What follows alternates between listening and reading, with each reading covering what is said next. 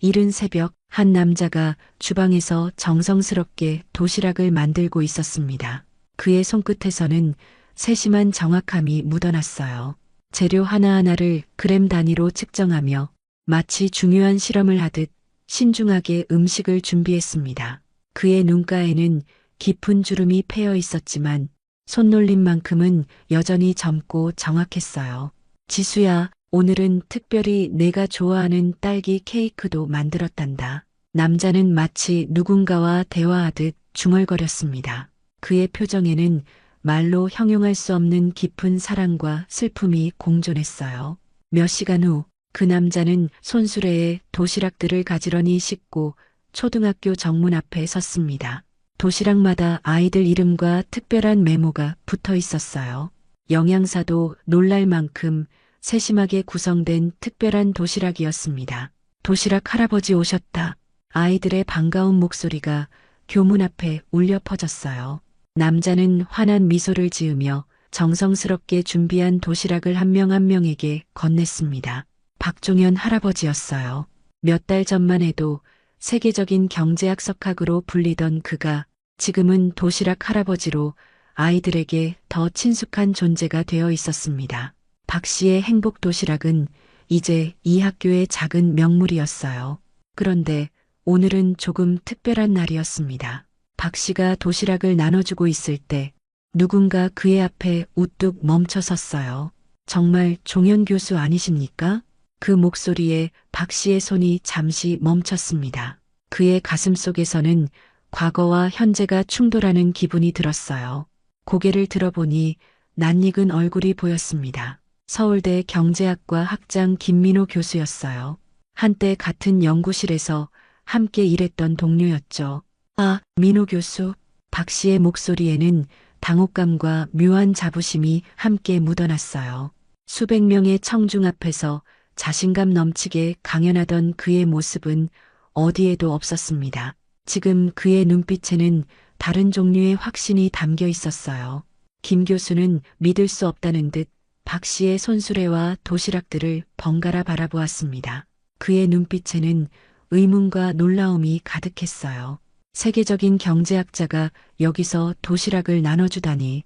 지난해 봄에 갑자기 사표를 내고 연락도 끊으셨는데 도대체 무슨 일이 있으신 겁니까? 김 교수의 표정에는 혼란스러움이 역력했습니다. 하지만 박 씨는 담담하게 미소 지으며 손수레를 정리했어요. 내면에서는 수십 년 쌓아온 학문적 명성과 지위를 내려놓은 순간이 스쳐 지나갔지만 그의 표정은 평온했습니다. 판매가 아니라 나눔이네. 그리고 지금은 경제학자가 아니라 그저 한 아이의 할아버지일 뿐이야. 박 씨의 시선은 어느새 학교 건물을 향하고 있었습니다. 그곳에는 가벼운 발걸음으로 뛰어오는 한 여자아이가 보였어요. 작고 마른 몸에 교복을 단정히 입은 아이였습니다. 창백한 얼굴이었지만 그 눈빛만큼은 별처럼 반짝였어요. 면역력 강화를 위한 영양소가 꼼꼼히 계산된 도시락이 더욱 의미 깊게 느껴지는 순간이었습니다. 할아버지, 아이의 밝은 목소리에 박 씨의 얼굴이 환하게 밝아졌어요. 수십 년간 써온 논문들보다 더 값진 이 순간을 위해 그는 모든 것을 기꺼이 내려놓았다는 생각이 스쳐 지나갔습니다. 그 아이는 박 씨의 손녀 지수였어요. 지수는 할아버지를 보자마자 반갑게 달려왔지만 몇 걸음 뛰고 나서 잠시 숨을 고르는 모습이 보였습니다. 지수야, 오늘도 도시락 잘 챙겼지? 특별히 면역력 높이는 재료들로 준비했단다. 지수는 힘차게 고개를 끄덕였습니다. 그 모습을 보는 박 씨의 눈빛에는 말로 표현할 수 없는 깊은 사랑이 담겨 있었어요. 시간이 얼마 남지 않았다는 것을 아는 사람만이 가질 수 있는 절실함이 묻어났습니다. 누가 봐도 특별한 할아버지와 손녀의 관계였어요. 박사님, 저도 하나 주실 수 있을까요? 뒤에서 들려온 목소리에 돌아보니 교복을 입은 여학생 하나가 수줍게 서 있었어요. 박 씨는 미소를 지으며 마지막 남은 도시락을 건넸습니다. 물론이지. 오늘은 특별히 딸기 케이크도 들어있단다. 여학생의 얼굴에 환한 미소가 번졌어요. 그 모습을 보며 김 교수는 더욱 혼란스러운 표정을 지었습니다. 장차 노벨상 후보로 거론되던 경제학자가 이렇게 변할 수 있다는 것이 믿기지 않는 눈치였어요. 종현 교수, 혹시 시간 있으시면 잠깐 이야기 좀 나눌 수 있을까요? 박 씨는 잠시 생각에 잠기더니 고개를 끄덕였어요. 그리고 손녀에게 학교에 들어가라고 손짓했습니다. 지수는 즐겁게 친구들과 함께 교문으로 향했어요. 그러나 그 발걸음이 평소보다 조금 느리다는 것을 김 교수는 눈치채지 못했습니다. 박 씨는 지수가 걸어가는 모습을 끝까지 지켜보았습니다. 마치 그 모습을 영원히 기억하고 싶다는 듯이 말이에요. 그 시선에는 무한한 애정과 함께 어딘가 슬픔이 깃들어 있었습니다. 김 교수는 그런 박 씨의 모습을 의아하게 바라보았어요. 작년 이맘때만 해도 국제경제포럼에서 기조연설을 하던 분이, 그리고 그 직후 갑자기 교수직을 사임하셨죠. 도대체 무슨 일이 있었던 거죠? 박 씨는 깊은 숨을 내쉬었어요. 그의 마음속에는 손녀의 병 진단 이후 급박하게 내렸던 결정들이 스쳐 지나갔습니다. 진단받은 지 일주일 만에 연구실 문을 닫고 모든 학술적 약속을 취소했던 그 시간, 손수레를 정리하며 박 씨는 천천히 이야기를 시작했어요. 세상에는 경제학보다 더 중요한 것들이 있더군. 그걸 깨닫는 데에 내 인생의 대부분을 써버렸지만 그의 목소리에는 후회보다는 담담한 깨달음이 묻어났어요. 김 교수의 표정이 점점 진지해졌습니다. 종현 교수님의 논문들은 지금도 학계에서 혁신적이라 평가받고 있습니다. 당신의 경제성장 이론은 여전히. 박 씨는 손을 들어 김 교수의 말을 부드럽게 막았어요. 그리고 학교 운동장을 바라보며 말했습니다. 그건 이제 과거의 일이네. 지금 내게는 오직 지수 하나뿐이야. 그 아이와 함께할 수 있는 시간이 얼마 남지 않았거든. 그 말에 담긴 깊은 의미를 김 교수는 아직 알지 못했어요. 작년 봄 손녀의 희귀병 진단 직후 박 씨는 30년 교수 경력을 단칼에 정리했습니다. 평생을 연구해온 경제학으로도 해결할 수 없는 현실 앞에서 남은 시간을 오직 손녀와 함께하기 위한 결단이었습니다. 커피 한잔 할까? 내가 왜 이렇게 변했는지 그 이야기를 들려주지. 박 씨가 손수레를 접으며 말했습니다. 그의 표정에는 담담함 속에 깊은 결의가 엿보였어요. 이것은 세계적인 경제학자가 1년 전 손녀의 희귀병 진단을 받은 후 단 몇 주 만에 30년 교수 경력과 모든 명예를 뒤로하고 도시락 할아버지가 되기로 선택한 이야기입니다. 곧 커피숍에서 밝혀질 그 가슴 아픈 사연과 무한한 사랑의 이야기예요. 여러분은 인생에서 무엇이 가장 소중한가요? 명예일까요? 아니면 사랑하는 사람과의 시간일까요? 조용한 커피숍 창가에 두 남자가 마주 앉았습니다. 따뜻한 커피 향기가 흐르는 공간 속에서 박 씨는 창밖을 바라보며 이야기를 시작했어요. 지난해 봄 모든 것이 바뀌었네. 박 씨의 눈빛은 먼 과거를 향하고 있었습니다. 마치 시간을 거슬러 올라가는 듯한 깊은 눈빛이었어요. 그의 손가락이 커피잔 테두리를 따라 천천히 움직였습니다. 평생 연구실에서 정확한 숫자와 그래프를 그리던 손이 이제는 딸기 케이크를 만드는데 익숙해진 손이었어요. 작년 4월 여느 때와 다름없던 그날 박 씨는 대학 연구실에서 새 논문을 검토하고 있었습니다. 그의 경제성장 이론은 학계에 큰 주목을 받고 있었고 노벨상 후보로 거론될 정도였어요. 그때 전화벨이 울렸습니다. 딸이었어요. 딸의 떨리는 목소리에서 직감적으로 무언가 심각한 일이 일어났음을 느꼈습니다. 지수가 병원에 있어요. 아버지, 빨리 오세요. 서울대병원 소아과 앞에 도착했을 때 박 씨의 마음은 이미 무거웠습니다. 평소 밝고 건강하던 손녀가 갑자기 입원했다는 사실이 믿기지 않았어요. 의사와의 면담실에 들어서자 그곳에는 이미 박 씨의 아들 민준과 며느리 혜진이 굳은 표정으로 앉아 있었습니다. 혜진의 눈은 이미 울음으로 붉어져 있었고 민준은 힘없이 고개를 숙이고 있었어요. 의사의 말은 청천벽력과도 같았습니다. 진행성 근신경계 희귀질환으로 진단됐습니다. 점진적인 근력 감소와 신경 손상이 특징이며 현재 의학으로는 진행을 늦출 뿐 완치 방법이 없습니다. 그 순간 박 씨의 온몸에 전류가 흐르는 듯 했습니다. 귀에서는 이명이 울리고 심장은 미친 듯이 뛰었지만 동시에 몸은 완전히 얼어붙은 것 같았어요. 평생 수많은 경제 위기와 세계적 불황을 분석해온 그였지만 이 한마디 앞에서는 모든 지식과 경험이 무력했습니다. 남은 시간이 마지막 질문에 의사는 머뭇거리다 대답했습니다. 길어야 12개월. 아이의 상태를 봤을 때 그보다 짧을 가능성이 큽니다. 그 말을 듣는 순간 박 씨의 세계는 산산조각 났습니다. 며느리 혜진은 흐느끼며 자리를 박차고 나갔고 아들 민주는 멍한 표정으로 벽만 바라보았어요. 시간이 얼마나 흘렀는지도 모른 채 박 씨는 병실로 향했습니다.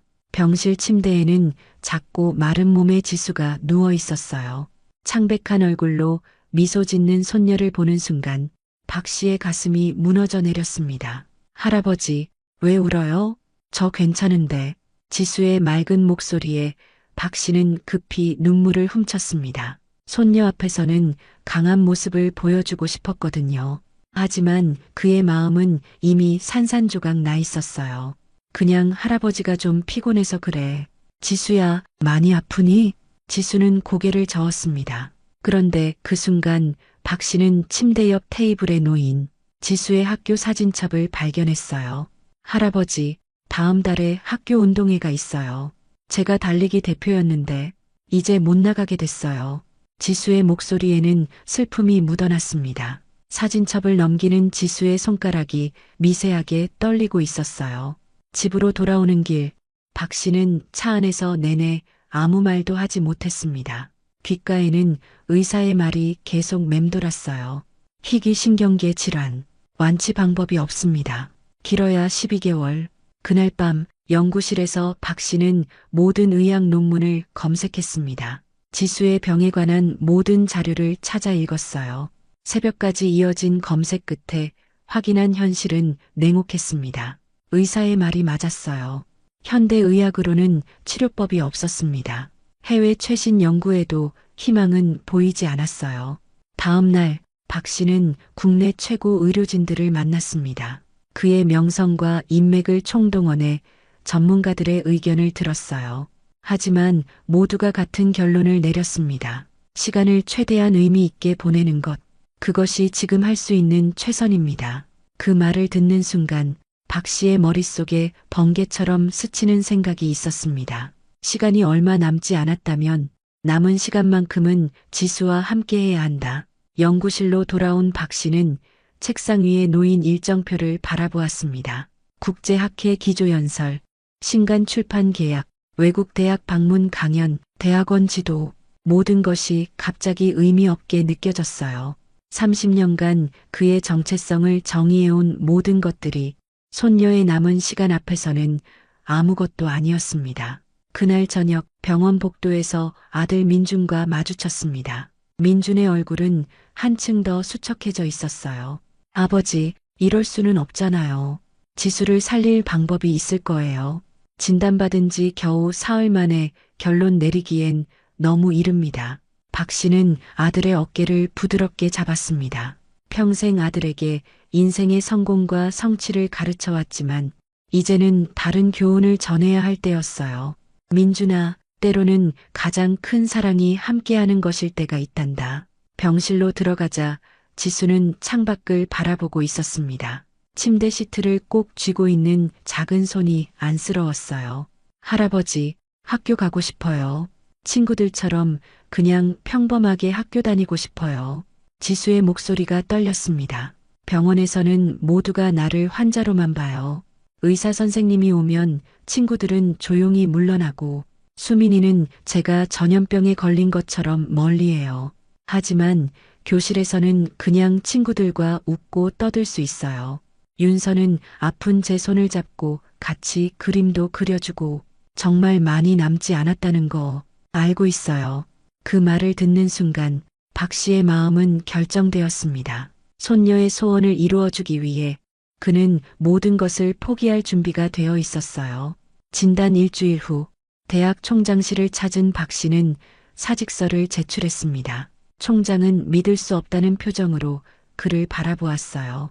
이렇게 갑작스러운 결정입니다만 개인적인 이유로 즉시 사직하고자 합니다. 총장은 만류했습니다. 학과장도 동료 교수들도 모두 놀라움을 금치 못했어요. 30년간 한 대학에서 경제학과를 이끌어온 석학의 갑작스러운 사퇴는 학계에 큰 충격이었습니다. 비상교수회의를 열어 논의해 보겠습니다.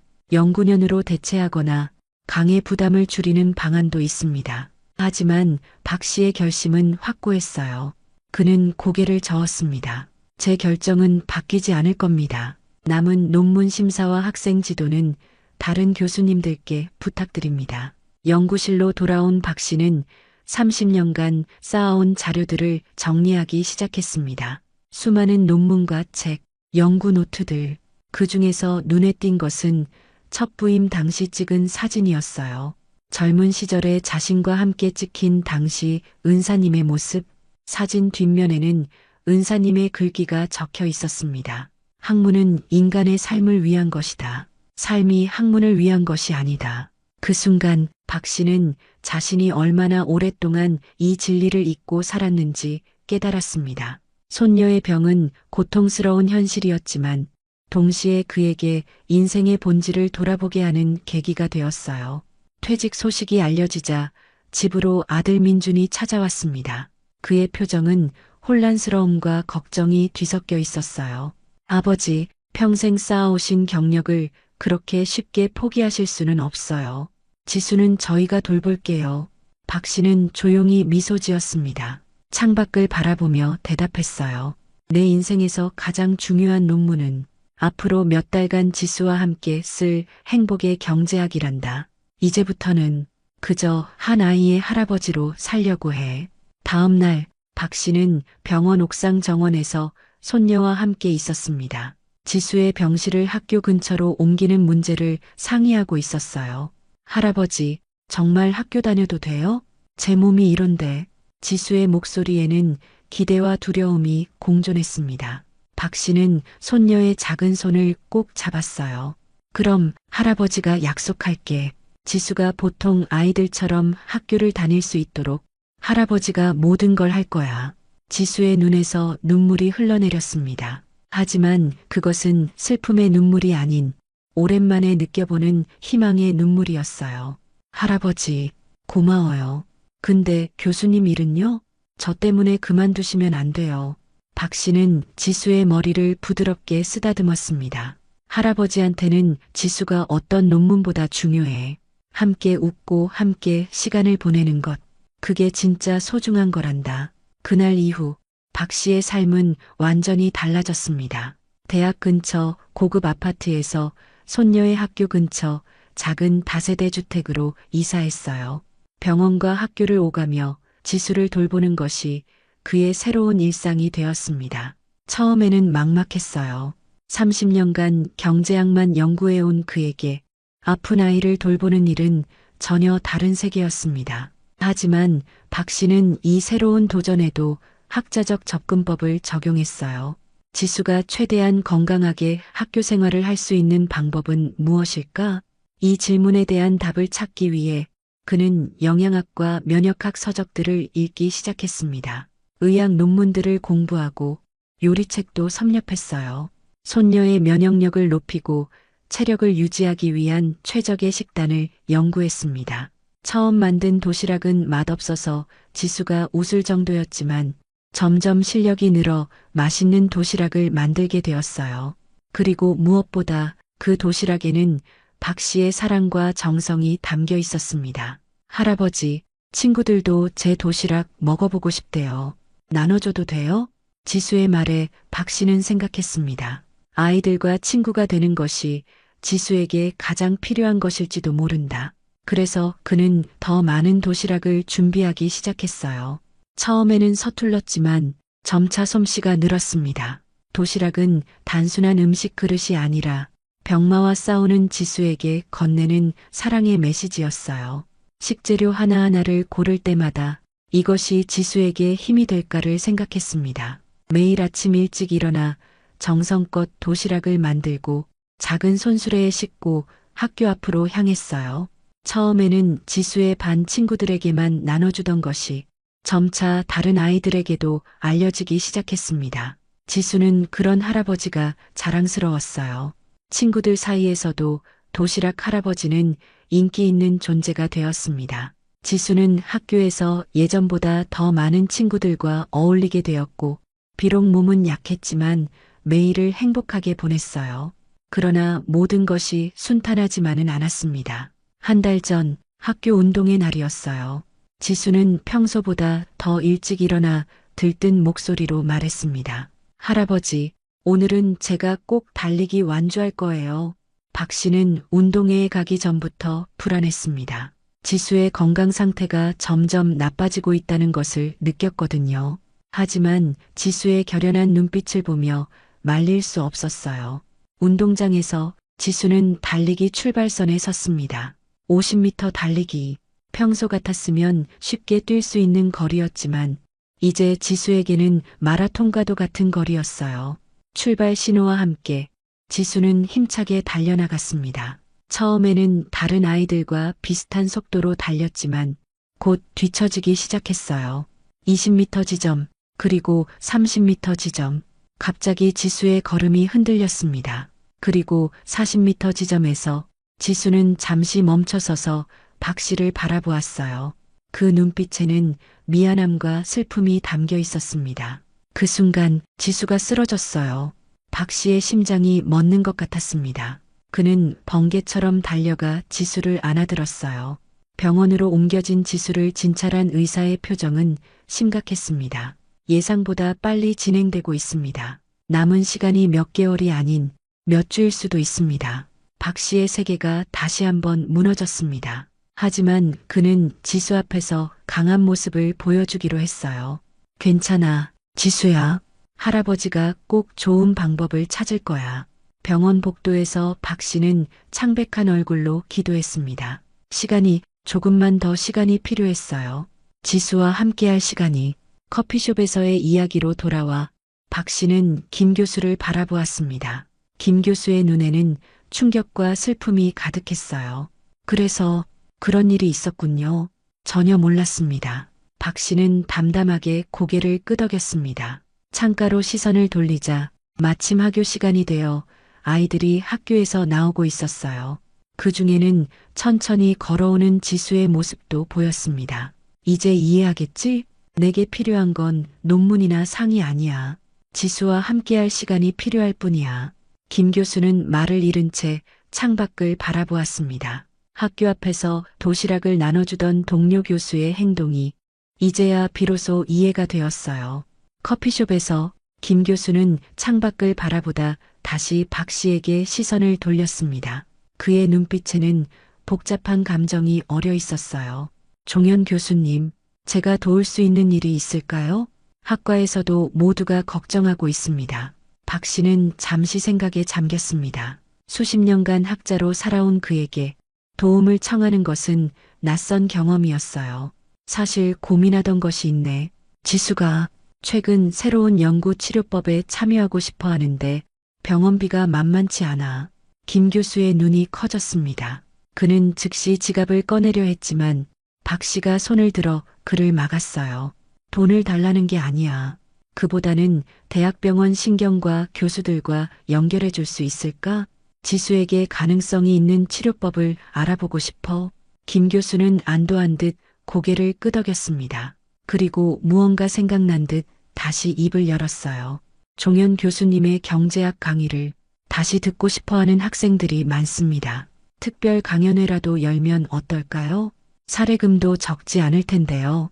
박 씨의 눈빛이 흔들렸습니다. 한편으로는 거절하고 싶었지만 지수의 치료를 위한 자금이 필요한 것도 사실이었어요. 지금은 지수가 우선이야. 그 아이와 함께할 시간이 소중하니까. 김 교수는 더 이상 권하지 않았습니다. 대신 약속했어요. 오늘 저녁에 신경과 유석진 교수에게 연락하겠습니다. 그리고 학과에서 모금 활동을 조용히 진행해 볼게요. 박 씨는 고마움과 부끄러움이 뒤섞인 미소를 지었습니다. 평생 누구에게도 도움을 청하지 않던 그였지만 지수를 위해서라면 자존심쯤은 내려놓을 수 있었어요. 잠시 후 두 사람은 커피숍을 나와 학교 앞으로 걸어갔습니다. 박 씨는 다시 손수레로 돌아가 남은 도시락을 정리하기 시작했어요. 그때 교문에서 한 여자아이가 뛰어나왔습니다. 지수의 반 친구 윤서였어요. 도시락 할아버지, 큰일 났어요. 지수가, 박 씨의 심장이 멎는 것 같았습니다. 그는 손수레를 그대로 두고 윤서를 따라 학교로 달려갔어요. 교실에 도착했을 때 지수는 바닥에 쓰러져 있었습니다. 아이들이 원을 그리며 서 있었고 담임 선생님이 지수의 맥박을 확인하고 있었어요. 지수야, 정신 차려. 박 씨가 지수 곁으로 달려갔습니다. 지수의 얼굴은 창백했고 호흡은 얕고 불규칙했어요. 시간이 멈춘 것 같았습니다. 구급차가 도착하고 지수를 병원으로 옮기는 동안 박 씨는 손녀의 작은 손을 꼭 잡고 있었어요. 병원 대기실에서 박 씨는 과거의 기억 속으로 빠져들었습니다. 운동회 이후 지수의 상태는 급격히 나빠졌어요. 그러나 지수는 여전히 학교에 가고 싶어 했습니다. 할아버지, 학교 안 가면 친구들이 날 잊어버릴까봐 무서워요. 그 말에 박 씨는 결심했습니다. 어떻게든 지수가 학교에 다닐 수 있도록 최선을 다하기로 했어요. 그러나 쉽지 않았습니다. 아들 민준과 며느리 혜진도 처음에는 반대했어요. 아버지, 지수가 언제 쓰러질지 모릅니다. 집에서 쉬어야 해요. 하지만 박 씨는 굽히지 않았습니다. 그는 지수의 희망을 지켜주고 싶었어요. 지수가 원하는 것은 남은 시간을 환자로 보내는 게 아니야. 평범한 아이로 살고 싶은 거지. 결국 가족들도 지수의 소원을 존중하기로 했습니다. 대신 더 철저히 준비했어요. 아들 민주는 회사에 부분 재택 근무를 신청했고 혜진은 학교 근처로 출퇴근 경로를 변경했습니다. 응급 상황에 대비해 연락망을 갖추고 학교와 긴밀히 소통하기 시작했어요. 박 씨의 도시락은 더욱 특별해졌습니다. 그는 지수의 건강 상태에 맞춰 매일 도시락 메뉴를 조정했어요. 면역력을 높이는 재료, 에너지를 공급하는 식품, 기분을 좋게 하는 디저트까지. 어느 날 아침 지수는 할아버지에게 물었습니다. 할아버지, 이렇게 맛있는 도시락을 매일 만들어주시는데 제가 다 못 먹어서 미안해요. 박 씨는 지수의 머리를 쓰다듬었습니다. 괜찮아. 할아버지는 내가 한 입이라도 먹는 모습을 보는 게 행복하단다.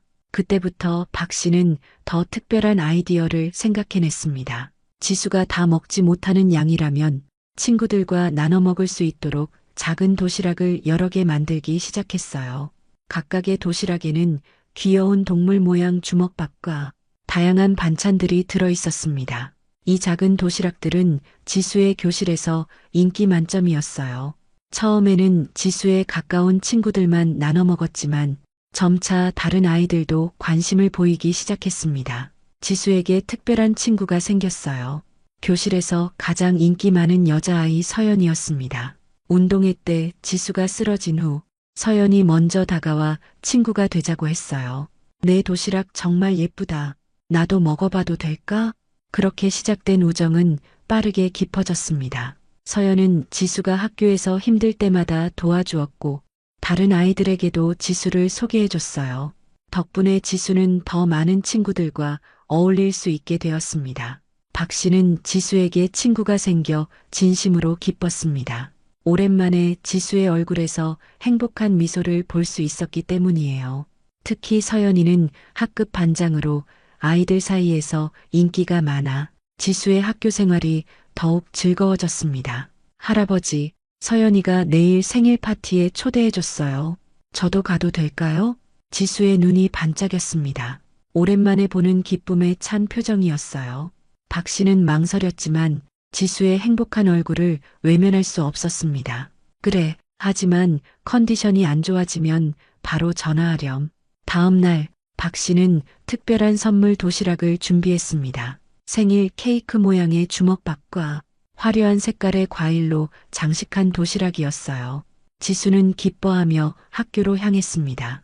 그날 오후 박 씨는 집에서 저녁 식사를 준비하고 있었습니다. 문득 불안한 마음이 들어 지수에게 전화를 걸었지만 연결되지 않았어요. 이상한 예감에 서둘러 서연이네 집 주소를 찾아 나섰습니다. 아파트 단지 앞에 도착했을 때 박 씨는 입구 계단에 혼자 앉아 있는 지수를 발견했습니다. 그녀의 어깨가 작게 떨리고 있었어요. 지수야. 박 씨가 다가가자 지수는 고개를 들었습니다. 그녀의 얼굴에는 눈물 자국이 선명했고 눈은 붉게 부어 있었어요. 할아버지. 지수는 할아버지의 품에 안겼습니다. 뭔가 이상한 일이 있었음을 직감한 박 씨는 지수를 안아들고 집으로 향했어요. 집에 돌아온 후에도 지수는 한동안 아무 말도 하지 않았습니다. 차를 마시고 조금 진정된 후에야 그녀는 떨리는 목소리로 이야기를 시작했어요. 할아버지, 서연이는 진짜 제 친구가 아니었어요. 그 말을 듣고 박 씨는 가슴이 철렁 내려앉았습니다. 지수는 파티에서 있었던 일을 천천히 들려주었어요. 파티장은 서연의 집 거실이었습니다. 반 아이들 대부분이 와 있었고 케이크와 풍선으로 꾸며진 공간은 화려했어요. 지수는 병원 밖에서 친구들과 노는 것이 오랜만이라 무척 설렜습니다. 선물을 전달하고 한참 놀던 중 지수는 화장실을 가기 위해 복도로 나갔어요. 그때 서연의 방에서 목소리가 들려왔습니다. 문이 살짝 열려 있어 안이 보였어요. 서연과 몇몇 친구들이 모여 이야기하고 있었습니다. 내가 지수랑 친구하는 거 봤지? 선생님이 남을 도우면 훌륭한 사람이 된다고 하셨잖아. 지수는 곧 죽을 텐데 그 전에 친구가 되어주면 얼마나 착한 일이겠어.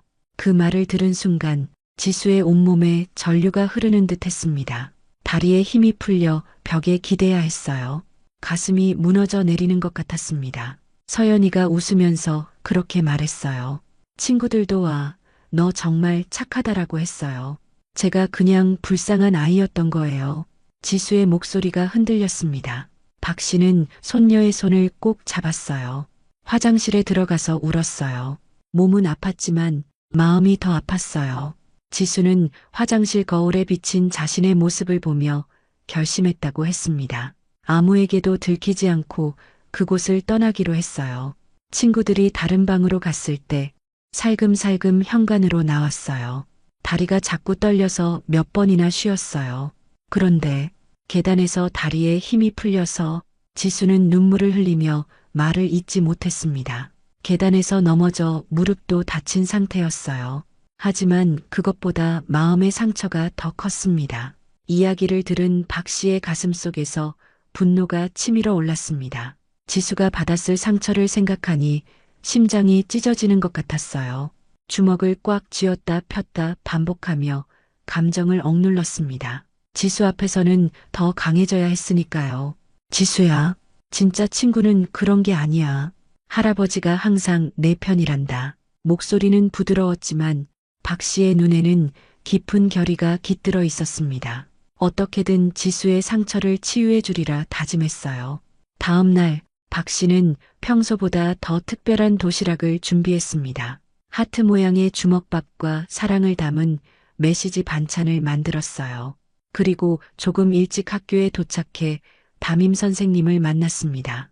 어제 일이 있었다고 들었습니다. 지수가 많이 상처받았을 것 같아 왔습니다. 선생님의 표정이 어두워졌습니다. 이미 서연의 부모님으로부터 상황을 전해 들었다고 했어요. 네, 정말 죄송합니다. 오늘 아이들과 특별 수업을 할 예정입니다. 박 씨는 무언가 생각난 듯 제안했습니다. 혹시 제가 아이들에게 특별 수업을 해도 될까요? 경제학이 아닌 인생에 관한 수업을요. 그날 지수의 반 교실, 박 씨는 아이들 앞에 섰습니다. 지수는 긴장한 표정으로 자리에 앉아 있었어요. 서연은 고개를 숙인 채 책상만 바라보고 있었습니다. 처음에는 어색해하던 아이들도 점차 박 씨의 이야기에 집중하기 시작했어요. 여러분, 가치라는 말을 들어봤나요? 경제학에서는 물건의 가치를 돈으로 계산하지만 인생에서 가장 값진 것들은 돈으로 살 수 없답니다. 아이들의 눈이 호기심으로 반짝였습니다. 박 씨는 도시락 이야기를 했어요. 이 작은 도시락에는 돈으로 계산할 수 없는 사랑이 담겨 있어요. 그리고 여러분이 나눠 먹을 때 그 가치는 더욱 커진답니다. 박 씨는 진정한 친구의 의미에 대해 이야기했습니다. 친구는 착한 일이 아니라 마음과 마음의 연결이라고 설명했어요. 아이들은 차츰 자신들의 행동을 되돌아보기 시작했습니다. 수업을 마치고 나올 때 서연이 박 씨와 지수 앞에 섰습니다. 그녀의 눈에는 진심 어린 죄책감이 담겨 있었어요. 지수야, 정말 미안해.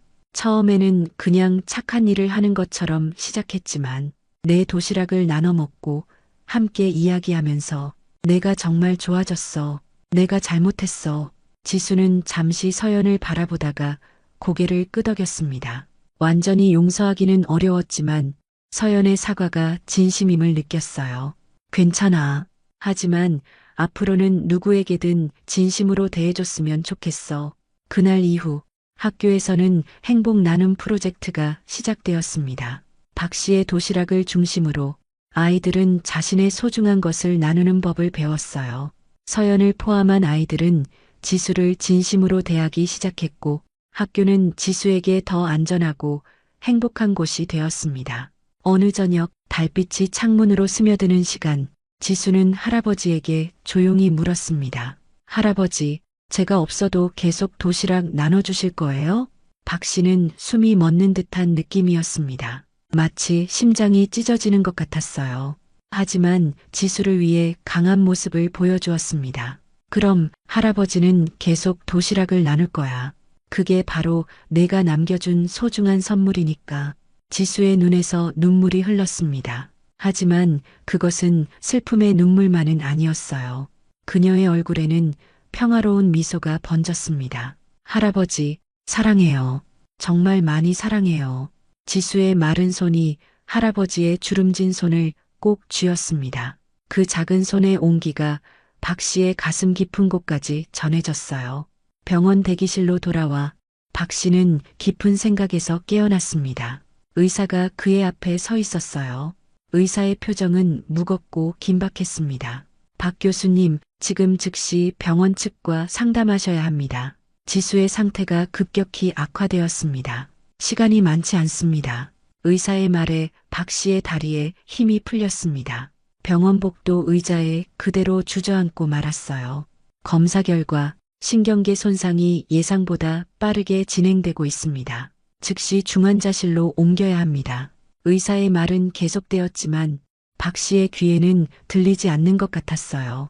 그의 시선은 병실 유리창 너머 누워있는 지수에게 고정되었습니다. 산소 마스크를 쓴 지수의 모습이 그의 심장을 칼로 도려내는 듯한 고통으로 다가왔어요. 아들 민준이 병원에 도착한 것은 그로부터 30분 후였습니다. 그의 얼굴은 창백했고 눈에는 불안과 공포가 가득했어요. 아버지, 지수가 어떻게 된 거예요? 박 씨는 무거운 한숨을 내쉬었습니다. 말을 하려 했지만 목이 메어 쉽게 나오지 않았어요. 며느리 혜진도 곧 병원에 도착했습니다. 지수의 담당 의사는 세 사람을 상담실로 안내했어요. 현재 지수의 상태는 매우 위중합니다. 근신경계 퇴화가 예상보다 빠르게 진행되고 있으며 호흡 근육에도 영향을 미치기 시작했습니다. 혜진이 흐느끼기 시작했고 민주는 주먹을 꽉 쥐며 고개를 떨구었어요. 박 씨는 담담한 목소리로 물었습니다. 남은 시간이 얼마나 됩니까? 의사는 잠시 머뭇거리다 답했어요. 정확히 말씀드리기 어렵지만 아마도 몇 주, 어쩌면 며칠일 수도 있습니다. 그 말을 듣는 순간 박 씨의 내면에서 무언가 무너져 내리는 소리가 들리는 듯 했어요. 평생 모든 문제에 분석적으로 접근했던 그에게 이 문제만은 논리로 풀 수 없는 난제였습니다. 병원 옥상에 선 박 씨는 먼 하늘을 바라보았습니다. 가을 하늘은 유난히 맑고 푸른데 그의 마음은 폭풍우가 휘몰아치는 것 같았어요. 30년간 가르쳐온 경제학의 모든 이론과 법칙들이 지금 이 순간 한 아이의 생명 앞에서 완전히 무력해진 것이 그를 괴롭혔습니다. 모든 문제에는 해결책이 있다. 평생 학생들에게 가르쳤던 그 말이 이제는 공허하게 느껴졌어요. 박 씨는 주머니에서 오래된 명함 한 장을 꺼냈습니다. 유석진 교수에서 신경과 전문의, 김 교수가 어제 건네준 명함이었어요. 그날 저녁 박 씨는 유석진 교수를 만났습니다. 유 교수는 국내 최고의 신경과 전문의였어요. 박 교수님 이름은 잘 알고 있습니다. 김민호 교수님께 사정을 들었습니다. 박 씨는 간절한 눈빛으로 유 교수를 바라보았어요. 한때 세계적 석학의 위험 있는 눈빛은 온데간데 없고 오직 손녀를 살리고자 하는 할아버지의 애절한 눈빛만이 남아 있었습니다. 유 교수는 지수의 의료 기록을 꼼꼼히 살펴보았습니다. 그리고 천천히 입을 열었어요. 솔직히 말씀드리겠습니다. 현재 국내에서는 지수의 병을 완치할 수 있는 방법이 없습니다. 박 씨의 어깨가 처졌지만 유 교수의 다음 말에 다시 긴장했어요. 하지만 미국 보스턴에서 진행 중인 임상시험이 있습니다. 새로운 유전자 치료법인데 아직 실험 단계지만 몇몇 사례에서 진행 속도를 늦추는데 성공했습니다. 박 씨의 눈이 희망으로 빛났습니다. 지수를 그 임상시험에 참여시킬 수 있을까요? 유 교수는 고개를 저었어요. 문제는 시간과 비용입니다. 신청부터 심사, 승인까지 최소 한 달이 걸리고 비용도 한국 보험이 적용되지 않아 전액 자비 부담이라. 박 씨는 망설임 없이 대답했습니다. 비용은 문제가 되지 않습니다. 제가 모든 것을 다 팔겠습니다. 다음 날 아침 박 씨는 부동산 중개소를 찾았습니다. 30년 동안 살아온 고급 아파트를 금매로 내놓았어요. 중개인은 너무 낮은 가격에 놀라며 며칠만 더 기다려보라고 조언했지만 박 씨에게는 기다릴 시간이 없었습니다. 시간이 없습니다. 오늘 당장 계약할 수 있는 가격으로 부탁드립니다. 그리고 은행에 들러 평생 모아온 연구비와 저축을 정리했어요. 마지막으로 대학 출판부에 전화해 자신의 모든 저작권료를 선지급 받기로 했습니다. 열차 창가에 앉아 지수의 병원으로 돌아가는 길, 박 씨는 자신의 삶을 돌아보았습니다. 수십 년간 경제적 가치와 효율성을 연구해온 그였지만 지금 이 순간만큼은 그 어떤 경제 논리도 통하지 않았어요. 이 모든 것을 털어도 미국 치료비의 절반 정도밖에 되지 않았지만 그에게는 선택의 여지가 없었습니다. 노벨상 후보로 거론되던 내가 지금은 도시락 할아버지가 되었지. 그런데 이상하게도 그 생각이 전혀 슬프지 않았어요. 오히려 가슴이 따뜻해지는 느낌이었습니다. 지수를 위해 모든 것을 내려놓은 그 선택이 인생에서 가장 옳은 결정이었다는 확신이 들었어요. 병원에 도착하자 간호사가 급히 다가왔습니다.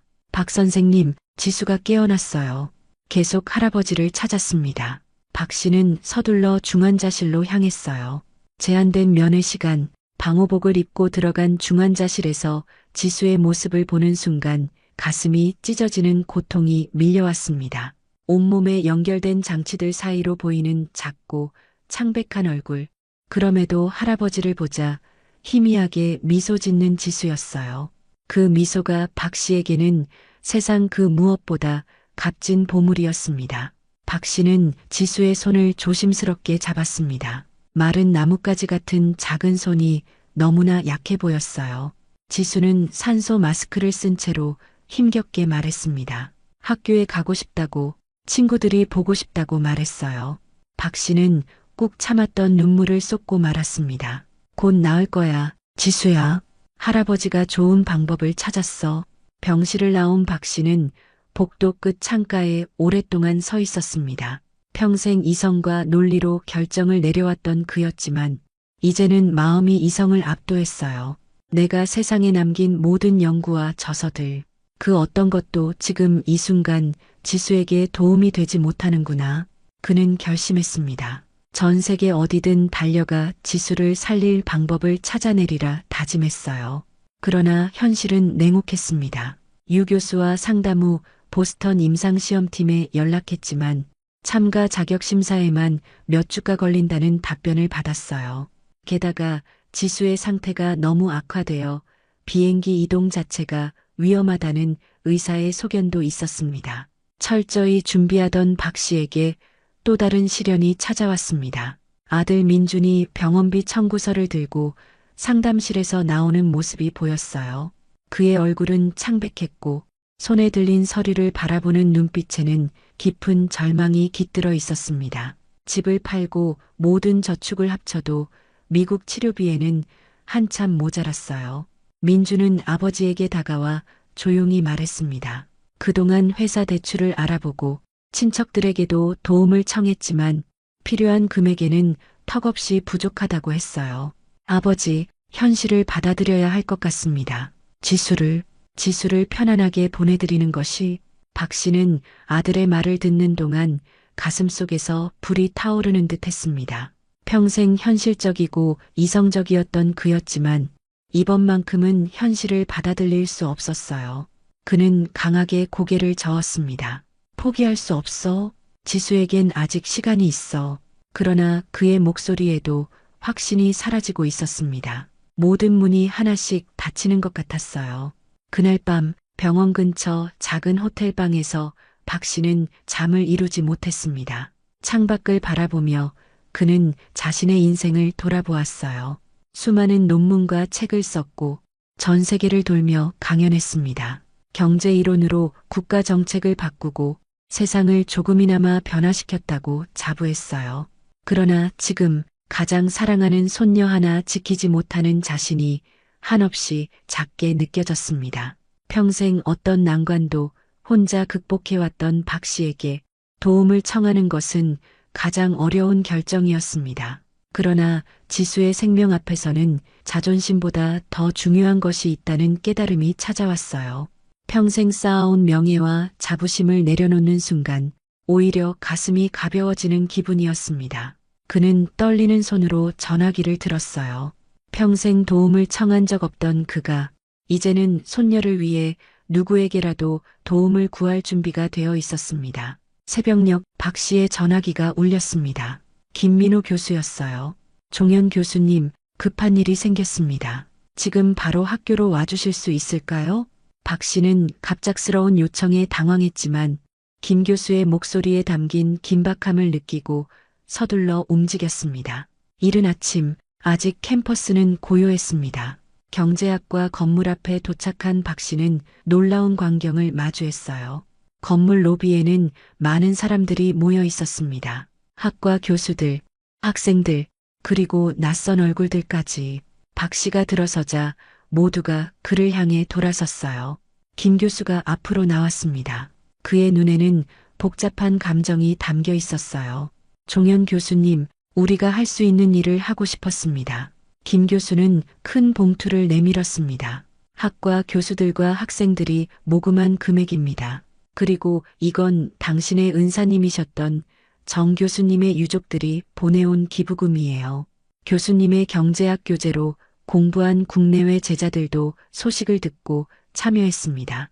박 씨는 떨리는 손으로 봉투를 받았습니다.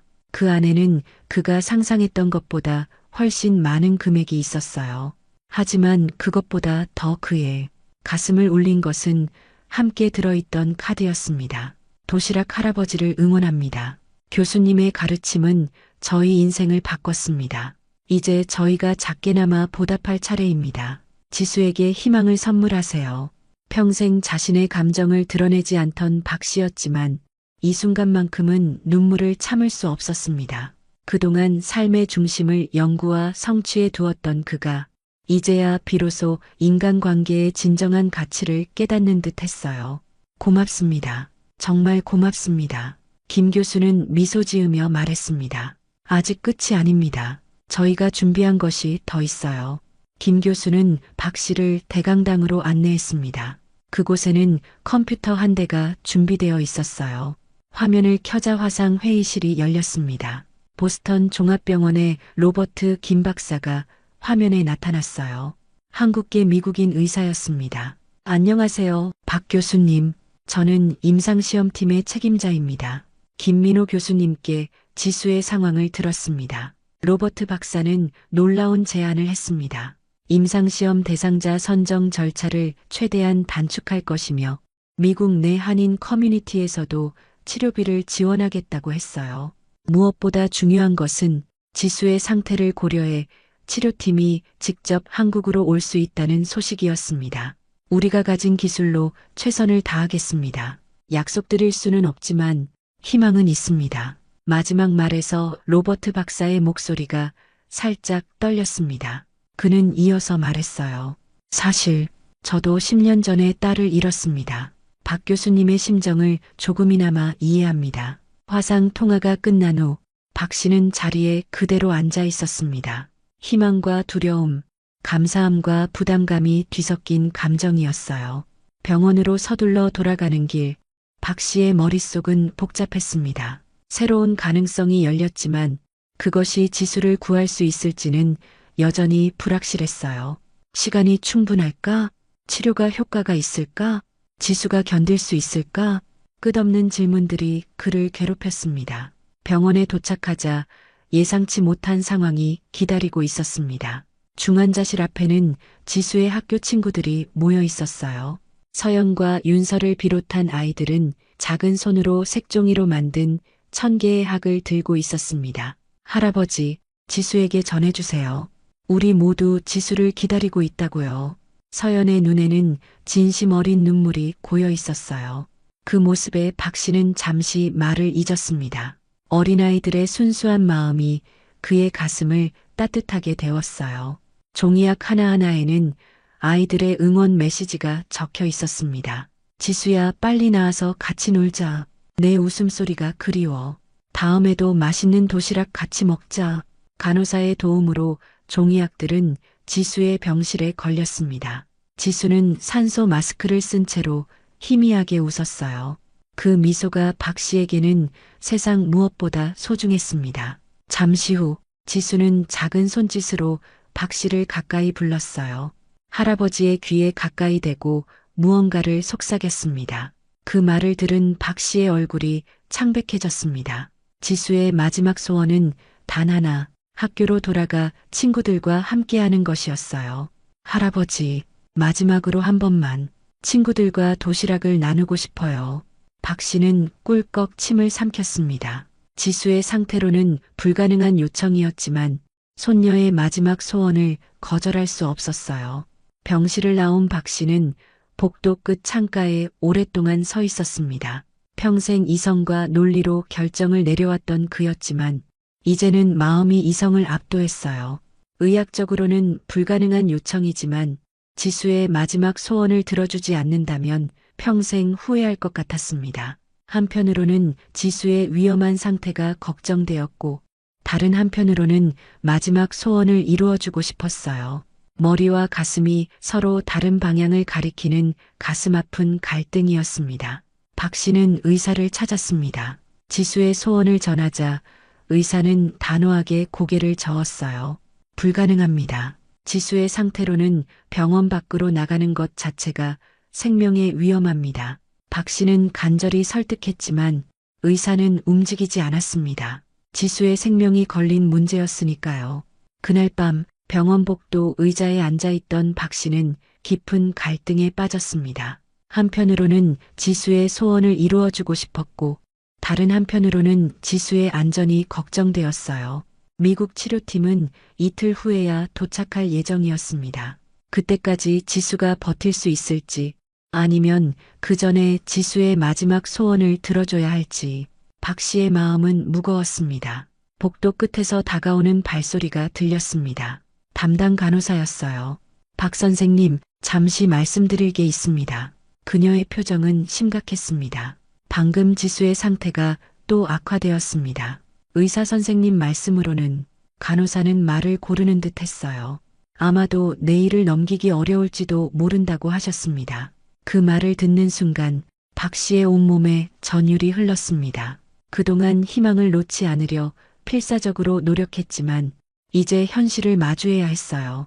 미국 치료팀은 이틀 후에 도착하지만 지수에게는 그 시간이 없었습니다. 잠시 침묵 후 박 씨는 고개를 들었습니다. 그의 눈에는 결연한 의지가 깃들어 있었어요. 간호사님, 부탁이 있습니다. 박 씨의 목소리는 흔들림 없이 확고했습니다. 그는 지수의 마지막 소원을 이루어주기 위한 특별한 계획을 말했어요.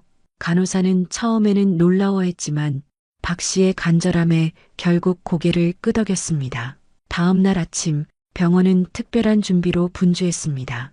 의사들과 간호사들이 모여 긴급 회의를 했어요.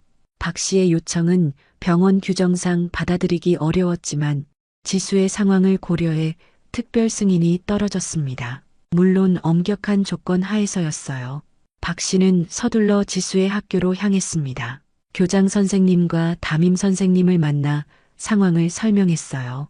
두 분은 깊은 동정심과 이해심으로 박 씨의 제안을 받아들였습니다. 우리가 할 수 있는 모든 준비를 하겠습니다. 지수에게 잊지 못할 순간을 만들어주세요. 그리고 박 씨는 집으로 돌아가 마지막 특별 도시락을 준비하기 시작했습니다. 이것은 단순한 도시락이 아니라 지수에게 보내는 할아버지의 마지막 사랑의 편지였어요.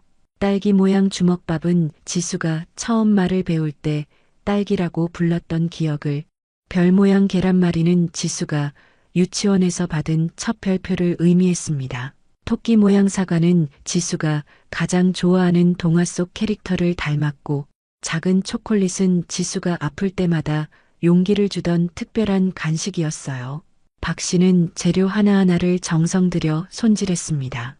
평생 논문을 쓰고 강연을 준비하던 그 손이 이제는 도시락을 만드는데 모든 정성을 쏟고 있었어요. 가끔 눈물이 재료에 떨어져도 그는 멈추지 않았습니다. 지수와의 모든 추억, 모든 사랑, 모든 희망을 이 작은 도시락에 담았어요. 저녁이 되자 모든 준비가 완료되었습니다. 박 씨는 혼자 앉아 지수와의 추억을 떠올렸어요. 처음 태어났을 때의 작은 몸, 첫 걸음마를 뗐을 때의 기쁨, 학교 입학 첫날의 설렘, 그리고 1년 전 그 진단을 받은 날의 절망까지 모든 순간이 그의 가슴에 새겨져 있었습니다. 밤이 깊어갈수록 박 씨의 마음은 더욱 무거워졌습니다. 내일은 지수에게 특별한 날이 될 것입니다. 아마도 마지막 날이 될지도 모르는, 그 생각에 가슴이 찢어질 듯 아팠지만 그는 지수를 위해 강해져야 했어요. 마지막 순간까지 웃으며 지수와 함께하기로 다짐했습니다. 새벽녘 창밖에서 빗소리가 들렸습니다. 박 씨는 창가에 서서 하늘을 바라보았어요. 비가 오는 날씨는 계획에 차질을 빚을 수 있었습니다. 하지만 이상하게도 그의 마음은 평온했어요. 마치 모든 것이 이미 정해진 운명인 것처럼 느껴졌습니다. 지수야, 할아버지가 내 마지막 소원을 들어줄게. 내일은 내가 원하는 대로 학교에서 친구들과 함께 할 거야. 새벽 5시, 박 씨는 특별한 도시락들을 마지막으로 점검했습니다. 더 많은 아이들을 위한 작은 도시락 20개와 지수를 위한 특별 도시락 하나, 모든 것이 완벽했어요. 박 씨의 손끝은 여전히 경제학자의 정확함을 간직하고 있었지만 지금 그 손에는 학문적 정교함이 아닌 사랑의 온기가 담겨 있었습니다. 6시 병원에서 전화가 왔습니다. 지수의 담당 의사였어요. 박 선생님, 모든 준비가 끝났습니다. 구급차는 7시에 출발할 예정입니다. 박 씨는 깊이 숨을 들이마셨습니다. 내일이 아닌 오늘, 지금 이 순간을 위해 모든 것을 준비했어요. 병원에 도착하자 의료진이 박 씨를 맞이했습니다. 지수는 이동용 침대에 누워 있었어요. 작은 몸에 여러 장치가 연결되어 있었지만 지수의 눈은 맑게 빛나고 있었습니다. 박 씨가 다가가자 지수는 미소 지었어요. 산소 마스크 아래로 보이는 그 미소는 세상 그 무엇보다 값진 보물이었습니다. 할아버지, 정말로 학교에 가는 거예요? 지수의 목소리는 너무 작아 거의 들리지 않았지만 박 씨는 정확히 알아들었어요. 그래, 지수야. 오늘은 특별한 날이란다. 친구들이 모두 너를 기다리고 있어. 지수의 눈에 작은 별빛 같은 기쁨이 어렸습니다. 오랜 병상 생활로 창백해진 얼굴에 생기가 돌았어요. 담당 의사가 다가와 마지막 주의사항을 전달했습니다. 최대 2시간만 가능합니다. 의료진이 계속 동행할 것이고 상태 변화가 있으면 즉시 병원으로 돌아와야 합니다. 박 씨는 진지하게 고개를 끄덕였어요. 지수의 안전이 가장 중요했습니다. 병원 앞에는 특수 구급차가 대기하고 있었어요. 의료 장비가 완벽하게 갖춰진 구급차였습니다. 박 씨는 도시락 가방을 조심스럽게 들고 지수 옆에 앉았어요. 이 특별한 여행이 지수에게 부담되지 않길 간절히 바랐습니다. 구급차가 출발하자 지수는 창밖을 바라보았습니다. 얼마나 오랜만에 보는 바깥 세상인지 그녀의 눈동자에는 경이로움이 가득했어요. 할아버지, 하늘이 정말 파랗네요. 박 씨는 지수의 작은 손을 자신의 거친 손으로 부드럽게 감쌌습니다. 그래, 오늘은 특별히 맑은 하늘이구나. 학교에 도착하자 놀라운 광경이 펼쳐졌습니다. 교문 앞에는 지수의 담임 선생님과 학생들이 기다리고 있었어요. 아이들은 각자 손에 색색의 풍선을 들고 있었습니다. 구급차에서 내리는 지수를 보자 아이들은 환호성을 질렀어요. 지수야 왔다. 지수야 반가워. 지수는 이동용 침대에 누운 채로 친구들을 바라보았습니다. 그녀의 얼굴에는 믿을 수 없다는 표정이 역력했어요. 담임 선생님이 다가와 지수의 손을 잡았습니다. 지수야, 오늘은 특별한 날이란다. 우리 모두 너를 기다렸어. 학교 강당으로 들어가자 더 큰 놀라움이 기다리고 있었습니다. 강당은 아름답게 꾸며져 있었어요. 천장에는 1000개의 종이약들이 춤추듯 매달려 있었고 벽에는 아이들이 그린 그림들이 무지개처럼 펼쳐져 있었습니다. 모두 지수를 위한 특별한 준비였어요. 놀랐니? 지수야, 모두가 너를 얼마나 사랑하는지 보여주고 싶었단다. 중앙에는 큰 테이블이 마련되어 있었습니다. 아이들이 모여 앉을 수 있는 자리였어요. 지수의 이동용 침대를 테이블 앞에 자리하게 하고 박 씨는 도시락 가방을 조심스럽게 열었습니다. 특별히 준비한 도시락들이 하나둘 테이블 위에 놓였어요. 아이들은 감탄의 목소리를 냈습니다. 와, 정말 예뻐요. 이거 먹어도 돼요? 박 씨는 미소 지으며 고개를 끄덕였습니다. 오늘은 지수가 여러분을 초대한 특별한 날이란다. 모두 함께 나눠 먹자꾸나.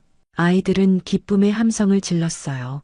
지수를 위한 특별 도시락은 가장 중앙에 놓였습니다. 그것은 단순한 도시락이 아니라 박 씨의 모든 사랑과 추억이 담긴 선물이었어요. 서연이 다가와 지수 옆에 앉았습니다. 처음에는 어색한 분위기였지만 곧 서연의 눈에 진심 어린 미안함이 담겼어요. 지수야, 정말 미안해. 내가 진짜 바보였어. 지수는 약하게 미소 지었습니다. 괜찮아, 서연아. 내가 와줘서 기뻐. 박 씨는 잠시 뒤로 물러나 이 장면을 지켜보았습니다.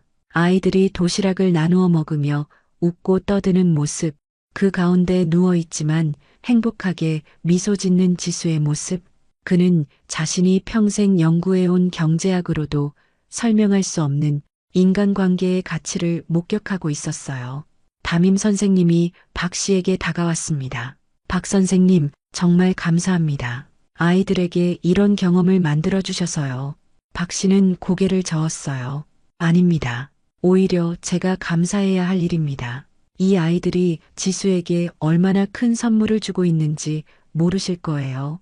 도시락 시간이 끝난 후 아이들은 준비한 공연을 선보였습니다. 노래도 부르고 춤도 추고 지수를 위한 편지도 읽었어요. 지수는 비록 움직일 수는 없었지만 그녀의 눈빛만큼은 그 어느 때보다 생기 넘쳤습니다. 2시간이 어떻게 지나갔는지 모를 정도로 시간은 빠르게 흘렀습니다. 의료진이 박 씨에게 다가와 슬슬 돌아가야 할 시간임을 알렸어요. 박 씨는 고개를 끄덕였지만 내심 조금만 더 이 순간이 지속되기를 바랐습니다. 지수에게 돌아갈 시간임을 알리자 아이들은 아쉬움을 표했습니다. 하지만 모두가 지수의 건강이 중요하다는 것을 알았어요. 하나둘 아이들이 지수에게 작별 인사를 건넸습니다. 지수야, 빨리 나와서 또 같이 놀자. 다음에도 맛있는 도시락 먹자. 우리가 항상 응원할게. 서연은 마지막으로 다가와 지수의 손을 꼭 잡았습니다. 지수야, 이제 정말 친구가 되어도 될까? 지수는 미소 지으며 고개를 끄덕였어요. 우리 벌써 친구잖아, 서연아. 두 소녀의 눈에는 진심 어린 우정의 빛이 담겨 있었습니다. 강당을 나오기 전 담임 선생님이 특별한 선물을 내밀었습니다. 학급 앨범이었어요. 지수야, 우리 반 모두의 마음이 담긴 선물이란다. 앨범에는 지수와 아이들의 사진들, 그리고 각자의 진심 어린 메시지가 가득했습니다. 지수는 앨범을 품에 안았어요. 감사합니다. 선생님. 구급차로 돌아가는 길, 지수의 얼굴에는 만족감이 가득했습니다. 하지만 박 씨는 지수의 호흡이 점점 약해지고 있음을 느꼈어요. 의료진도 긴장한 표정으로 상태를 체크하기 시작했습니다. 지수야, 괜찮니?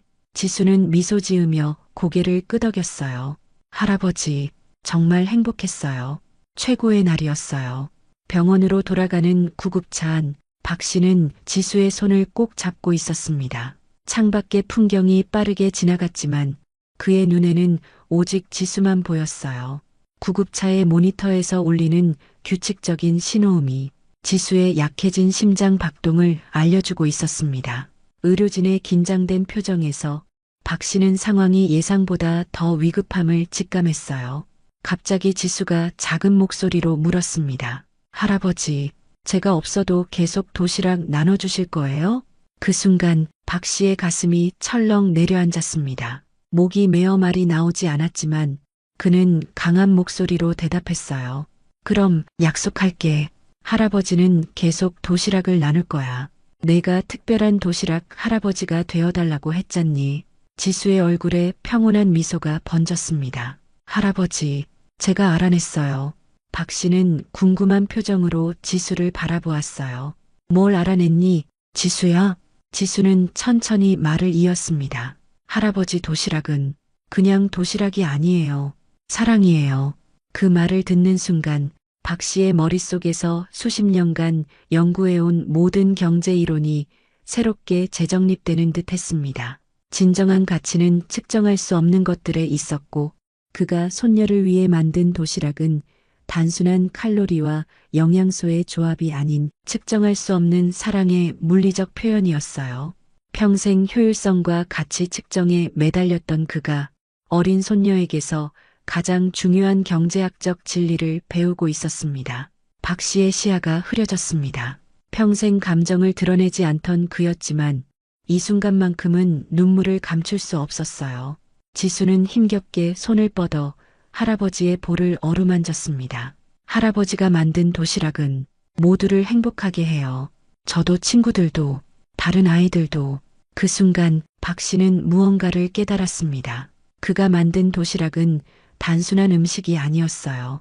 그것은 사랑을 나누는 방식이었고 소통의 달이었으며 세대를 초월하는 연결고리였습니다. 경제학자로서 그는 수십 년간 효율성과 가치를 연구했지만 진정한 가치는 이런 순간에 있었어요. 나눔과 사랑, 그리고 연결. 할아버지, 앞으로도 많은 아이들에게 사랑이 담긴 도시락을 나눠주세요. 지수의 목소리가 점점 작아졌습니다. 박 씨는 손녀의 손을 더욱 꼭 잡았어요. 약속할게. 지수야, 내 이름으로 계속할게.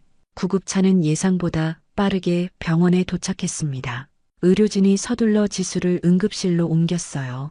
의사들과 간호사들이 분주하게 움직이는 동안 박 씨는 멍한 표정으로 복도에 앉아 있었습니다. 시간은 느리게 흘러갔고 밖에는 어느새 해가 저물고 있었어요. 아들 민준과 며느리 혜진이 서둘러 병원에 도착했습니다. 그들의 얼굴에는 걱정과 불안이 가득했어요. 박 씨는 오늘 있었던 일을 간략히 설명했습니다. 한편으로는 지수를 학교에 데려간 것이 옳은 결정이었는지 자책감이 밀려왔지만 지수의 행복한 얼굴을 떠올리자 그 선택에 후회는 없었어요. 마침내 의사가 나왔습니다. 그의 표정은 무거웠어요. 박 선생님, 지수가 의식을 찾았습니다. 하지만 상태가 매우 위중합니다. 미국 치료팀은 내일 도착하지만 솔직히 말씀드리자면 의사는 말을 잇지 못했지만 그 표정에서 모든 것을 읽을 수 있었습니다. 중환자실에 들어가자 지수는 눈을 감고 있었습니다. 그녀의 호흡은 얕고 불규칙했어요. 민준과 혜진은 딸의 양쪽에 서서 손을 잡았습니다. 박 씨는 침대 발치에 서서 손녀의 얼굴을 바라보았어요. 갑자기 지수의 눈이 살며시 떠졌습니다. 그녀의 시선이 천천히 가족들을 향했어요. 눈빛은 희미했지만 그 속에 담긴 사랑만큼은 선명했습니다. 엄마, 아빠, 할아버지. 지수의 목소리는 거의 들리지 않았지만 세 사람은 모두 그 말을 가슴으로 들었어요. 지수가 작은 손을 들어 뭔가를 가리켰습니다. 침대 옆 테이블 위에 놓인 학급 앨범이었어요. 오늘 정말 행복했어요. 지수의 눈가에 작은 물방울이 맺혔습니다. 모두 사랑해요. 박 씨는 앨범을 펼쳐보았습니다. 지수와 친구들이 함께 찍은 사진들, 아이들이 쓴 편지들, 그리고 오늘 강당에서의 사진들까지. 마지막 페이지에는 특별한 메시지가 있었어요. 지수에게 내가 우리에게 준 선물은 맛있는 도시락만이 아니야. 진정한 우정과 사랑을 가르쳐줘서 고마워. 너의 용기와 미소를 우리는 영원히 기억할게. 해서 3학년 2반 친구들로부터 그 아래에는 모든 아이들의 서명이 있었습니다. 박 씨의 뺨을 타고 뜨거운 것이 흘러내렸어요. 할아버지의 도시락이 만들어낸 작은 기적이었습니다. 단순한 음식을 나눔으로써 서로가 연결되고 서로를 이해하게 된 소중한 순간, 지수는 미소 지었습니다. 그 미소는 너무나도 평화로웠어요. 할아버지, 약속 잊지 마세요. 박 씨는 손녀의 작은 손을 꼭 잡았습니다. 절대 잊지 않을게. 지수야, 할아버지의 도시락은 계속될 거야. 내 이름으로, 내 사랑으로. 창밖에서는 저녁놀이 하늘을 붉게 물들이고 있었습니다. 병실 안에는 깊은 사랑과 평화가 가득했어요. 지수의 얼굴에는 여전히 미소가 남아 있었습니다. 그 작은 미소 속에 지수가 세상에 남긴 모든 사랑과 지혜가 담겨 있었어요. 박 씨는 창밖을 바라보았습니다.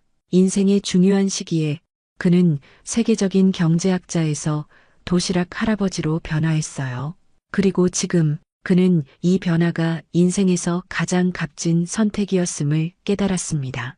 지수야, 내가 할아버지에게 준 선물이 세상 그 어떤 논문보다, 어떤 상보다, 어떤 명예보다 소중하단다. 할아버지는 내 덕분에 진정한 삶의 가치를 배웠어. 민준과 혜진이 박 씨의 양쪽에 섰습니다. 세 사람은 말없이 지수를 바라보았어요. 민준의 어깨가 움찔하며 떨렸고 혜진은 손으로 입을 가린 채 숨죽여 흐느꼈습니다. 박 씨의 주름진 얼굴에는 형언할 수 없는 복잡한 감정이 교차했어요. 슬픔과 감사함, 이별의 아픔과 함께했던 시간의 충만함이 동시에 담겨 있었습니다. 할아버지, 사랑해요. 지수의 마지막 말이 방 안에 울려 퍼지는 듯 했습니다. 그 순간 지수의 얼굴에 평화로운 미소가 번졌고 그녀는 마지막 숨을 내쉬었어요. 침대 옆 창문으로 저녁노래 마지막 빛이 비쳐들어왔습니다. 그 황금빛 속에 지수의 모습은 마치 빛나는 것 같았어요. 박 씨는 손녀의 이마에 마지막 입맞춤을 했습니다. 할아버지도 사랑한다. 지수야, 영원히. 병실은 깊은 침묵에 잠겼지만 그 침묵 속에는 말로 표현할 수 없는 사랑이 가득했습니다. 박 씨는 지수의 작은 손을 마지막으로 꼭 쥐었어요. 약속할게. 지수야, 내 사랑을 세상에 계속 전할게. 그는 마음속으로 다짐했습니다. 내일부터 그리고 그 다음 날부터 도시락 할아버지의 여정은 계속될 것이라고. 지수의 사랑과 지혜를 담은 특별한 도시락으로 더 많은 아이들에게 나눔의 가치를 전할 것이라고. 저녁 하늘에 첫 별이 떠오르기 시작했습니다. 박 씨는 그 별을 바라보며 속삭였어요. 저기 새로운 별이 떴구나. 지수야, 차가운 겨울이 지나고 따스한 봄빛이 창가로 스며드는 아침. 지수의 영혼은 떠났지만 그녀의 사랑은 도시락을 타고 더 많은 아이들에게 흘러가고 있었습니다. 박 씨는 새벽녘부터 일어나 도시락을 준비하고 있었어요. 그의 눈가에는 깊어진 주름이 자리했지만 손끝에서는 여전히 같은 정성이 묻어났습니다. 도시락 하나하나에는 이제 지수의 행복 나눔이라는 스티커가 붙어 있었어요. 눈을 감으면 여전히 지수의 미소가 선명했습니다. 마지막 숨을 내쉬던 그 순간의 평화로운 표정까지 박 씨는 가슴속에 묻어둔 그리움을 도시락에 담아냈어요. 손수레에 도시락을 가득 싣고 학교 정문 앞에 선 박 씨의 귓가에 익숙한 소리가 들려왔습니다. 도시락 할아버지 오셨다. 아이들의 반가운 목소리가 봄바람처럼 따스했어요. 지수의 장례식 날은 하늘도 울었습니다. 검은 우산 아래 모인 사람들의 슬픔이 빗방울처럼 떨어졌어요. 학교 아이들과 선생님들, 대학 동료들, 심지어 박 씨가 한 번도 본 적 없는 얼굴들까지 작은 관 앞에서 모두가 침묵했습니다. 그날 밤 홀로 남은 박 씨는 지수의 사진 앞에 오래도록 앉아 있었어요. 슬픔에 잠긴 그의 눈가에 지수와의 마지막 약속이 떠올랐습니다. 할아버지, 제가 없어도 계속 도시락 나눠주실 거예요? 다음 날 새벽 박 씨는 평소보다 일찍 일어나 주방으로 향했습니다. 평생 논문을 쓰던 손이 이제는 더 많은 도시락을 준비하기 시작했어요. 아들 민준이 놀라 부엌 문가에 서서 물었습니다. 아버지, 무슨 일이세요? 박 씨의 눈빛은 슬픔 속에서도 단단했습니다. 지수와 한 약속이야. 이제 이 도시락은 지수의 이름으로 계속되는 거란다. 내가 할 수 있는 마지막 선물이지. 그의 목소리가 살짝 떨렸지만 손은 멈추지 않았어요.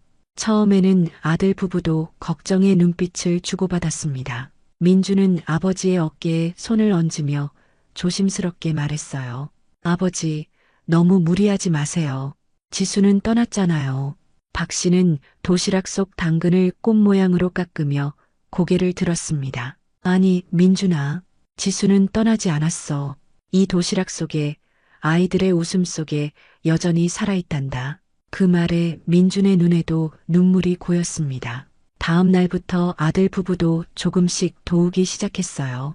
혜진은 새벽에 일어나 재료를 손질했고 민주는 퇴근 후 다음 날 도시락 준비를 도왔습니다. 가족의 상처가 도시락을 통해 조금씩 아물어가는 시간이었어요. 특히 서연에게 나타난 변화는 놀라웠습니다. 처음에는 착한 일로 시작했던 지수와의 우정이 진정한 마음의 성장으로 이어졌어요. 서연은 학교에서 지수의 친구들이라는 작은 모임을 만들었습니다. 지수처럼 따뜻한 마음으로 서로를 대하자는 약속으로 시작된 모임이었어요. 어느 날 서연이 박 씨에게 다가와 작은 편지를 건넸습니다. 떨리는 손으로 편지를 펼쳐보니 그 안에는 서연의 진심 어린 마음이 담겨 있었어요. 도시락 할아버지, 지수는 정말 행운아였어요. 저도 할아버지처럼 다른 사람들에게 사랑을 나누는 사람이 될래요. 지수가 저에게 가르쳐 준 것처럼요. 지수의 행복 나눔 프로젝트는 놀라운 속도로 확장되었습니다. 처음에는 지수의 학교 한 곳이었지만 이제는 지역 내 3개 학교로 늘어났어요.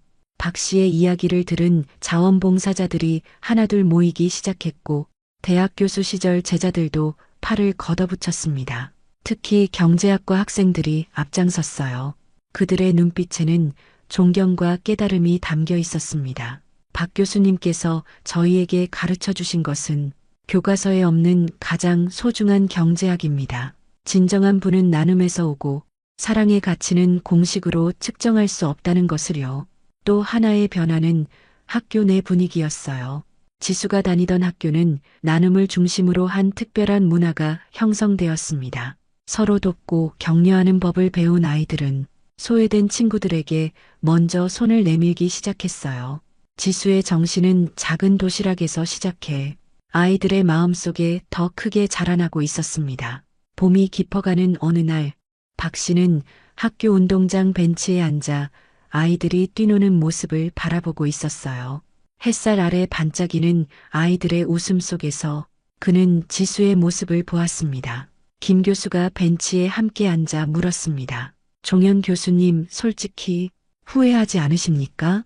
노벨상 후보까지 거론되던 분이 박 씨의 눈가에 잔잔한 미소가 번지며 단호하게 고개를 가로저었어요. 내 인생에서 가장 값진 선택이었네. 경제학에서는 기회비용이라는 개념을 가르치지. 무언가를 선택하면 다른 것을 포기해야 한다는 거야. 하지만 지수 덕분에 새로운 등식을 발견했어. 사랑을 선택하면 더 큰 것을 얻는다는 진리를. 어느 날 저녁 작은 스탠드 불빛 아래 박 씨는 자신의 책상에 앉아 무언가를 쓰고 있었습니다. 학술 논문이 아닌 새로운 종류의 글이었어요. 도시락 경제학에서 작은 나눔이 만드는 큰 변화. 수십 년간 세계 경제를 연구했던 그가 이제는 한 어린아이의 지혜에서 배운 삶의 경제학을 정리하고 있었습니다. 때로는 글을 쓰다 말고 창밖을 바라보며 눈가의 습기를 훔치기도 했어요. 그 책은 후에 많은 이들에게 영감을 주었고 도시락 할아버지의 이야기는 더욱 널리 퍼져나갔습니다. 1년이 지난 지수의 기일, 봄비가 내리는 아침, 가족들은 지수의 학교를 찾았습니다. 교정 한쪽에 작은 추모 공간이 마련되어 있었어요. 지수의 나무라 이름 붙은 벚나무와 작은 벤치가 아이들의 쉼터가 되어 있었습니다. 비가 그치고 햇살이 구름 사이로 비치자 벚나무 아래로 무지개가 드리워졌어요. 박 씨는 젖은 벤치에 앉아 하늘을 올려다보았습니다. 그의 입가에서 작은 속삭임이 흘러나왔어요. 지수야, 할아버지가 약속 지키고 있지? 도시락은 계속되고 있단다. 그의 시선이 운동장에서 뛰노는 아이들에게 향했습니다. 빗물에 젖은 운동장을 뛰어다니며 도시락을 나누는 아이들의 모습이 보였어요. 마치 지수가 그곳에 있는 것처럼 박 씨의 주름진 뺨 위로 빗방울인지 눈물인지 모를 물방울이 흘러내렸습니다. 그러나 그의 입가에는 따스한 미소가 번졌어요. 삶은 계속되고 있었고 지수의 사랑은 작은 도시락을 통해 여전히 흐르고 있었으니까요. 경제학은 희소성의 학문이라 가르쳤지만 지수는 날 풍요의 학문으로 인도했구나. 사랑은 나눌수록 더 커지는 유일한 자원이니까. 세월이 흘러도 지수의 이름을 딴 도시락은 계속해서 아이들에게 전해졌습니다. 그리고 그 도시락과 함께 전해지는 것은 단순한 음식이 아닌 한 아이가 세상에 남긴 사랑의 유산이었습니다. 도시락을 받은 아이들은 자라서 또 다른 아이들에게 나눔의 가치를 전했고 그렇게 지수의 정신은 세대를 넘어 이어져 갔어요. 세계적인 경제학자의 가장 위대한 업적은 결국 학술지에 실린 논문이 아니라 작은 도시락에 담긴 사랑의 경제학이었습니다. 그것이 지수가 할아버지에게 그리고 세상에 남긴 가장 아름다운 선물이었어요.